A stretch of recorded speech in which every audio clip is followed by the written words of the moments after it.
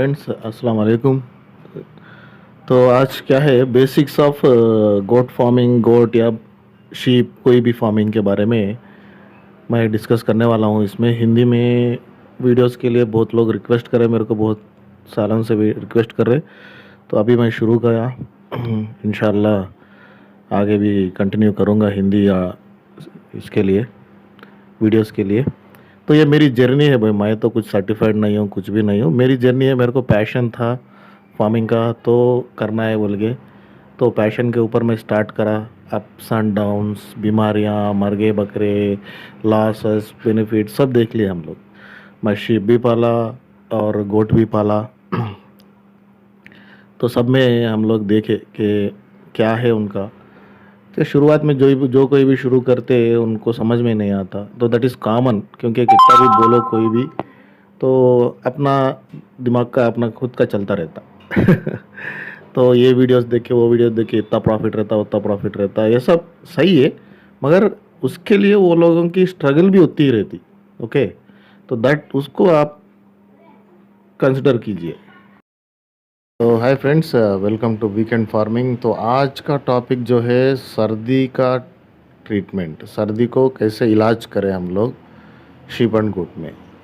तो इसके स्टैंडर्ड्स रहते थोड़े मेडिसिन्स जो मैं यूज़ करता हूँ, प्रैक्टिकली मैं यूज़ करके मेरे को जो अच्छे रिज़ल्ट आए उसी के बारे में मैं इधर बताऊँगा। सो ऐसा नहीं है कि भाई यहाँ पे किसी के को सा भी वीडियो देख लिया, या ऐसा नहीं है। प्रैक्टिकली हमको जो एग्जीक्यूट हुआ और सक्सेसफुली हम लोग इसको हैंडल कर रहे सालों से, तो वैसे ही इसको। तो फर्स्ट ऑफ ऑल सर्दी, अब क्या है, सीज़न आने वाला है बारिश का। बारिश की वजह से ठंड, क्लाइमेट में चेंज आएगा, तो बकरियां सब आपको सर्दी का शिकार होने के चांसेस बहुत ज़्यादा रहते। तो इससे बचाव करने के लिए फ़र्स्ट ऑफ ऑल हम लोग देखेंगे सर्दी आने तक क्यों वेट करें। सर्दी से बचाने के लिए जो ये क्लाइमेटिक चेंज होता है, इससे बचाने के लिए द बेस्ट सोल्यूशन आके हमको वैक्सीनेशन है। तो वो वैक्सीन में कौन सा वैक्सीन डालना है, तो एचएस का वैक्सीन हमको बारिशों से पहले डाल लेने के वजह से आपको बहुत फ़ायदा होगा बकरियों का।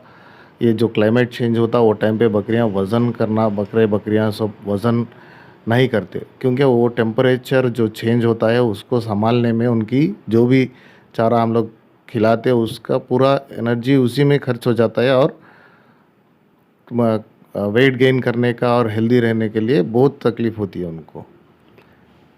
दे need lot of energy to maintain. उनका ये एनर्जी मेंटेन करने के लिए उनको अच्छी खाद की ज़रूरत है। और ये क्लाइमेट चेंज की वजह से जो इम्पैक्ट होता है उसकी वजह से वेट लॉस भी होने के चांसेस बहुत ज़्यादा रहते हैं बहुत से बकरियों में। तो हमको शेल्टर भी ऐसा ही रखना है। उनका घर जो हम लोग शेड है, शेड को प्रोटेक्ट करना है कि बारिश और ठंड से बचाने के लिए। तो वैसा प्रोटेक्ट करके रख लेने से हमको बहुत फ़ायदे होते बकरियों को सर्दी से बचाने के लिए। तो ये वैक्सीन में एचएस वैक्सीन डाल लीजिए, तो आपको ये नॉट ओनली कोल्ड का, ये जुकाम का, सर्दी जुकाम और निमोनिया के केसेस भी बहुत ज़्यादा कम हो जाएंगे आपके फार्म पे।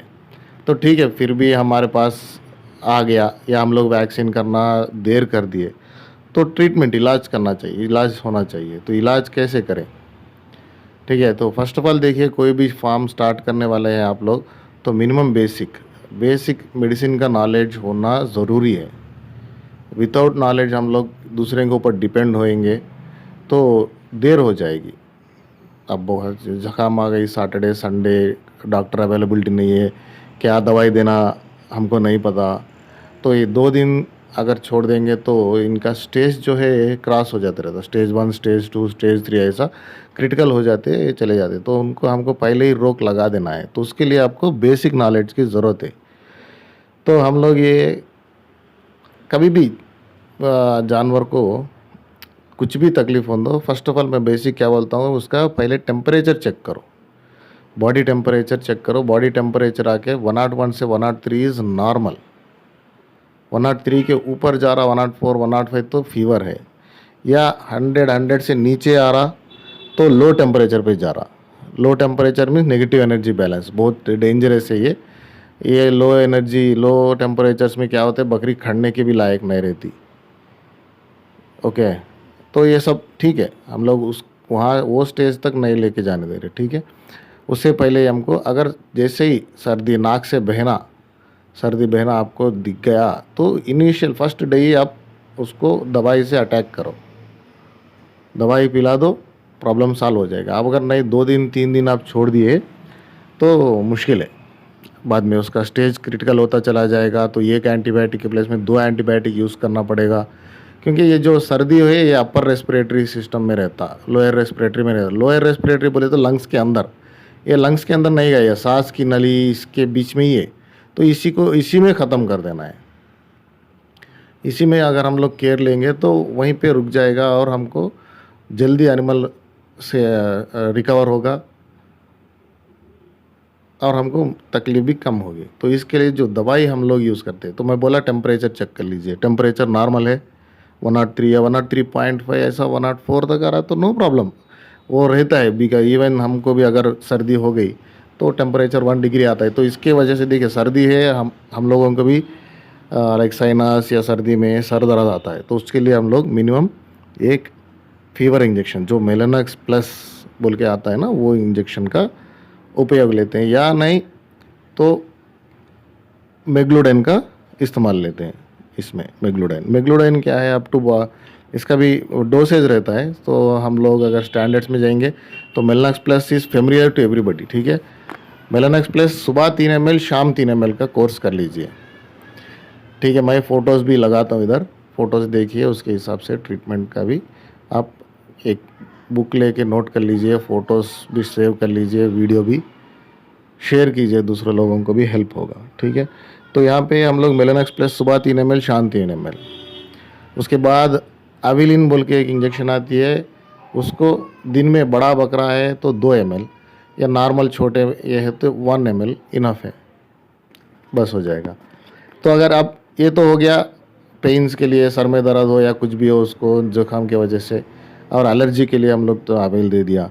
तो अब एंटीबायोटिक कौन सा यूज़ करना है जो ये सर्दी को कम करे, तो वो एंटीबायोटिक आके हम लोग एनरोफ्लॉक्सिन ब्रूमाक्सिन बोल के एंटीबायोटिक आता है, इंटस कंपनी का एनरोटास BH। ये मैं फ़ोटो पूरा लगा दूंगा आपको इधर। अस्सलाम वालेकुम अरशद भाई, कैसे हैं अरशद भाई, खैरियत से हैं क्या अरशद भाई? वो फैटनिंग पाउडर का रिजल्ट बहुत एक्सीलेंट अरशद भाई, माशाल्लाह माशाल्लाह। इस बार आपको मैं almost like past 3.5 to 4 years से आपको कर ले हूँ, मैं ये फील्ड में हूँ रख लो ना, बट ये साल का जो रिजल्ट है नहीं, क्या भी आपको बोले सका नहीं, एक्सीलेंट रिजल्ट, जबरदस्त अरशद भाई। 3 साल से जो फीड खिला तो नहीं, वो फीड है, वो क्वांटिटी क्या भी डिफरेंस ही नहीं, बट ये साल क्या डिफरेंस का, तो आपका fattening powder really excellent result. Basically Arshad भाई मैं आपको मार्केटिंग गाय में, ओके, मेरा फील्ड आपको मार्केटिंग, मुझे numbers matters. Almost like 180 days का इन्वेस्टमेंट मेरा पर डे 3 रुपीज रख लेते हुए 180 डेज को 540 रुपीज है। 540 रुपीज मन जाको रिटर्न में प्रॉफिट कितना दिया देता है, तो 180 डेज में 5000 रुपीज इंक्रीज करा है मुझे, समझते हैं यहाँ पे नंबर्स। 540 रुपीज का इन्वेस्टमेंट है, 180 डेज को मैं ये खलाक हूँ अप्रोक्सीमेट, तो फिर मेरा प्रॉफिट रेशियो को 10x होगा, 5000 रुपये ज्यादा प्रॉफिट मुझे आप तुम्हारा प्रोडक्ट यूज करने से। यहाँ पे देखिए मेलानक्स प्लस जो है बड़ा जानवर है तो 500 mg, ये 1 ईच ml कंटेंस 150 mg का रहता है, तो उसके हिसाब से 3 से 4 ml लगाना पड़ेगा। एविलिन बड़ा जानवर है तो 2 ml लगाना पड़ेगा, लाइक 30 kg से अबव जानवर के लिए। 30 kg से कम है तो 1 ml भी चलेगा। और एनरोटास BH जो मैं यहाँ पे दिखा रहा हूँ आपको, इसका कैसा है, 10 kg बॉडी वेट पे 1 ml के हिसाब से पिलाना है, ये सिरप है पिलाने वाली। तो ये है स्टैंडर्ड ट्रीटमेंट, ये कर लेंगे आप 3 से 5 दिन में आपके बकरे की सर्दी ख़त्म। ये इनिशियल स्टेज डे 1 में ही पहचान लेंगे तो आपको 3 दिन में कंट्रोल में आ जाएगी। अगर 3 दिन के बाद भी आपको सर्दी का दिख रहा तो कंटिन्यू कीजिए 2 दिन तक, ठीक है। अगर लेट करेंगे तो ये अपर रेस्पिरेटरी से लोअर रेस्पिरेटरी, कैसा सर्दी आके जो नेट नाक के पास रुक जाएगा, उसकी वजह से क्या होता है, ब्रीथिंग प्रॉब्लम होके ऑक्सीजन ठीक से नहीं पहुंचता, उसकी वजह से लंग्स में इन्फेक्शन स्टार्ट हो जाता और एनिमल का ये भी क्या बोलते हैं, तबीयत भी और ख़राब होती जाएगी, क्योंकि ऑक्सीजन एग्जैक्ट जितना अमाउंट मिलना है उतना नहीं मिला तो दूसरे ऑर्गन्स को भी मुश्किल होगी फंक्शन करने में। तो ये सर्दी के में आपको उसका जो ये निकलता है वो सब हमको कपड़े से भी क्लीन करना पड़ेगा, कुनकुने पानी से कपड़े से क्लीन करके बकरे को जितना आप हाइजीनिक रखेंगे उतना जल्दी रिकवर हो जाएगा और आपको राहत मिल जाएगी। तो सबसे बेस्ट प्रिकॉशन, उसके बाद डे 1 पहचान लो, ट्रीटमेंट कर लीजिए। तो ये स्टैंडर्ड ट्रीटमेंट चलता है मेरे पास, और मेरे जो फॉलोअर्स है, सब्सक्राइबर्स है, फ्रेंड्स है, सबको मैं ऐसे ही गाइड करता हूँ। तो इससे ज़्यादा फर्स्ट इम्पॉर्टेंट, मोस्ट इम्पॉर्टेंट क्या है, आपके डॉक्टर, लोकल डॉक्टर जो अवेलेबल है उनसे अच्छा रिलेशन मेंटेन कीजिए। कभी भी किसी से भी ज़रूरत पड़ सकती है, और उनसे ज़्यादा हम लोग तो नहीं जानते, तो मगर मिनिमम फर्स्ट एड हमको मालूम होना चाहिए। उस जानकारी के लिए मैं आपको वीडियो बना के सेंड कर रहा हूँ। तो थैंक यू। दूसरों को शेयर कीजिए, सब्सक्राइब कीजिए, लाइक